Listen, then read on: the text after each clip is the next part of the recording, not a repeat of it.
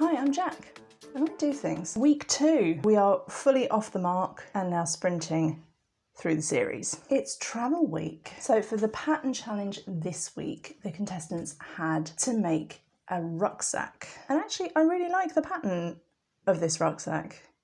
Maybe something I get to in the future when I'm feeling a little bit more daring, shall we say. The transformation was Windbreakers. Anyone outside the UK, I can completely understand if you don't exactly understand what a windbreaker might be. It's quintessential British seaside equipment. Our beaches can get pretty breezy. What better tool to interrupt that wind than a lovely piece of bright coloured plastic? And out of these, the contestants had to make a piece of rainwear. So there were a lot of jackets and hoods and things like that. And the made to measure was swimsuits. And this is where we are heading for this video. I mentioned in my announcements video that I was very excited for week 2. This is why.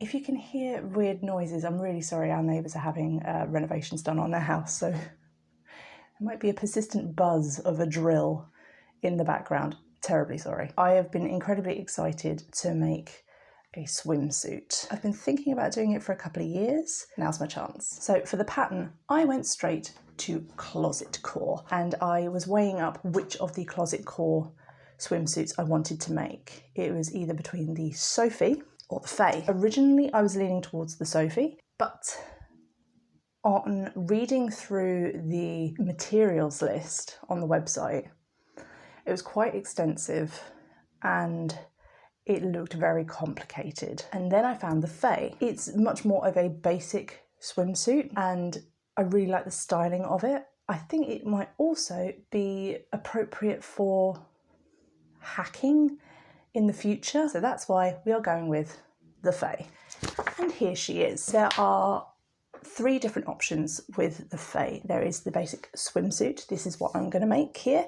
And it's got a lovely low back, and you can adjust the straps as well, and they cross over at the back. It looks really, really nice. We also have 2 options of bikini as well. One has straight straps at the back and no underbust band and a high-waisted bikini brief. And the other is a little bit more sporty in style. It's got crossover straps at the back, underbust band, and more of a traditional bikini brief. Now for the fun bit, the fabric. And here she is.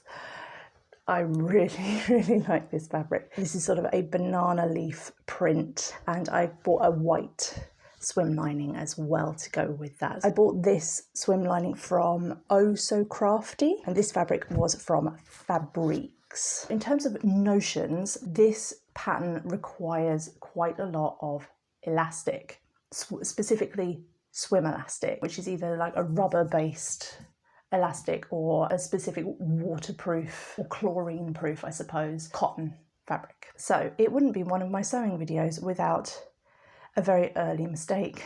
And here's this one. I must have misread something when I was reading through what you would need in terms of notions on the website. Top tip, when you get a pattern, download it, print off the instructions, and then order your notions and maybe even your fabric, because as I say, I think I misread something and I only ordered 1 metre of swim elastic. This pattern requires 5 metres for the size that I need to make, so I'm a bit short. So yesterday I had to do a very panicked order of some more swim elastic, and I bought another so I've got 1 metre here and I bought another 4. There was also something that I didn't realise that I needed, which was another piece of elastic, again specifically swim elastic, for sort of an underbust shelf bra effect on the one-piece swimming costume. I don't have that. Maybe I can get away with this. This is just regular elastic. It looks like the right width, doesn't it? So I think I might just use this. It will probably, over time, if I used it again and again and again, it would start to break down from the chlorine. But you know what? I think it's a risk I'm going to take. The challenge with this swimming costume is going to be all about fit. Lots of taking my time, lots of measuring and making sure that it's going to fit me well. That's going to be the challenge. Am I up to it? Let's find out. So I'm about to cut out my fabric, and just before I started, I had the presence of mind to remember that I needed to measure myself again, just to make sure I had the absolutely correct measurements, and also to make sure that I had the length measurement, because I'm quite a tall lady, I'm 5'9", and I need to make sure that it's actually going to cover my body. So I measured from here to down there. It seems like the length is going to work and it's going to be fine, and I don't have to make any adjustments, which is great. I've also just remembered that there's something else that I needed to do that I hadn't done, which is grading my pattern. As I said, I'm quite a tall lady, but I'm also very oddly shaped. So often with patterns that encompass bust and waist, or waist and hip, or all three, I always have to grade and make adjustments that way. So for this, it feels like quite an extreme adjustment that I've had to make for this one. So I've had to grade from a 12 at the top down to the 20 at the bottom, catching the 14 in the middle. So I've had to sort of gauge where to bring it in. Hopefully that'll work out okay. Now, hopefully I can finally start cutting it out.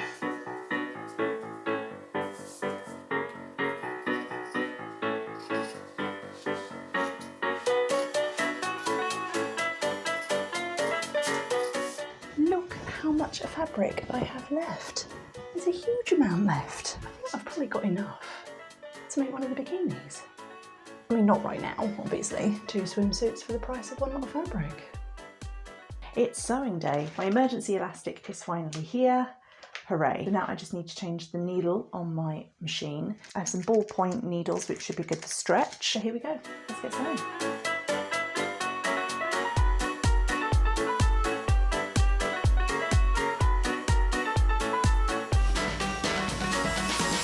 Well, it's now Sunday. I didn't film very much yesterday because I had to tackle my first lot of elastic with the straps.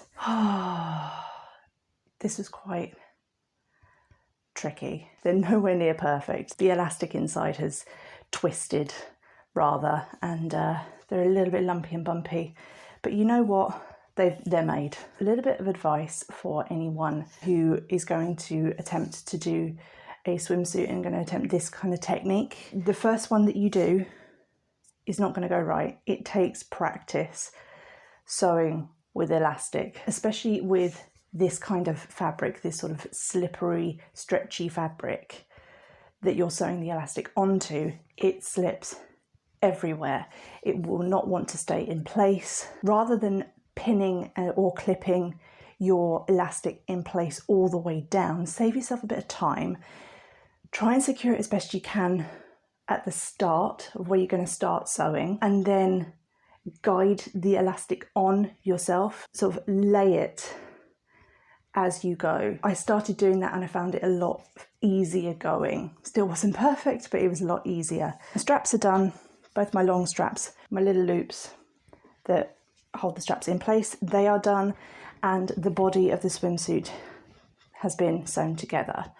My side seams done. I now have to move on to sewing the under bust band onto the lining. So yeah, I'm going to attach that, and then it's just elastic, elastic, elastic all day.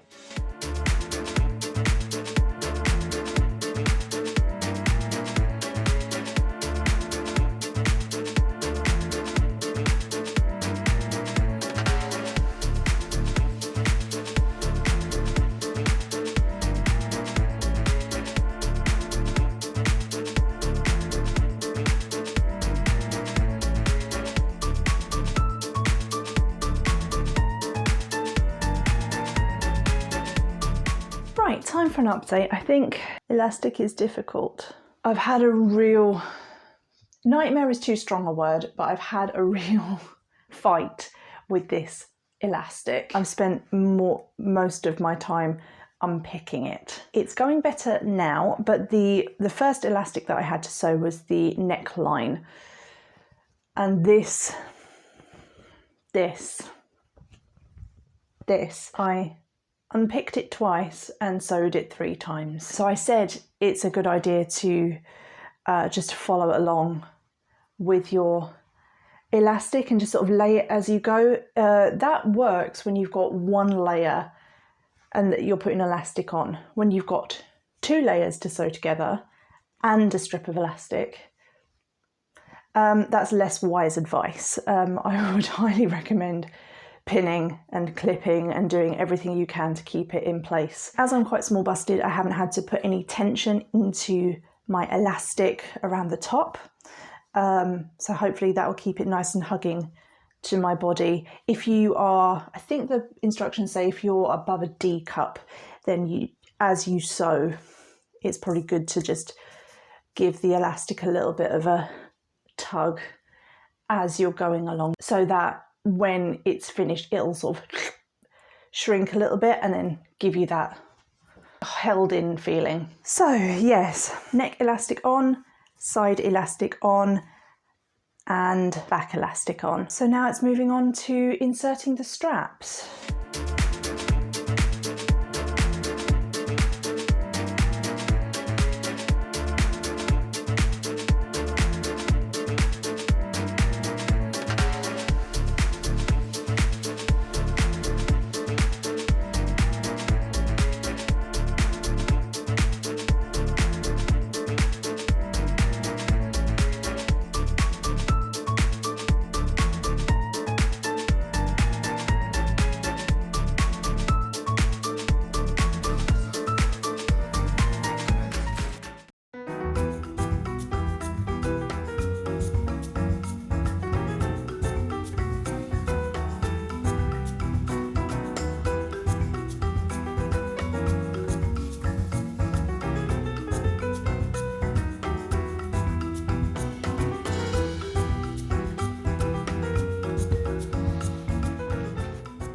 Well, travel week complete. And I can't quite believe that I've made a swimsuit, and a swimsuit that actually fits. It worked. It actually worked. I feel pretty happy with the result. Couple of little niggles. The neckline is a little bit gapey. There's a little bit of gape there. I think I probably should have sized down. I went for a 12. I probably should have gone for a 10 just to make sure I was like sucked in at the top. But you know what? It's not that bad, especially when moving around. It's not, everything's quite close to the body still.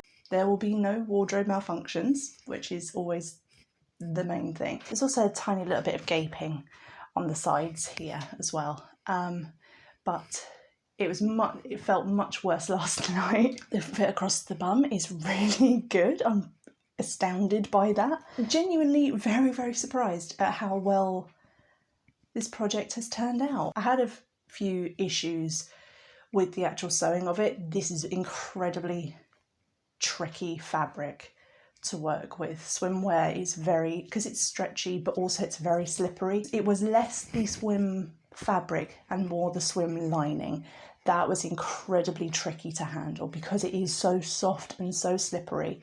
It just would not want to stay in position, so it was a lot of wrangling that, and having that as well as having elastic to try and control.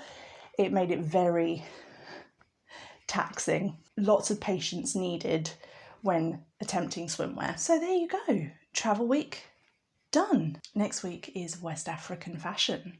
That's exciting. Thank you very much for watching my video. We are 2 down, 8 to go. I will be making videos for the next 8 episodes, so if you are interested in continuing watching my sewing journey, please make sure to check back, or better yet, subscribe to my channel so you don't miss a thing. In the meantime, happy sewing.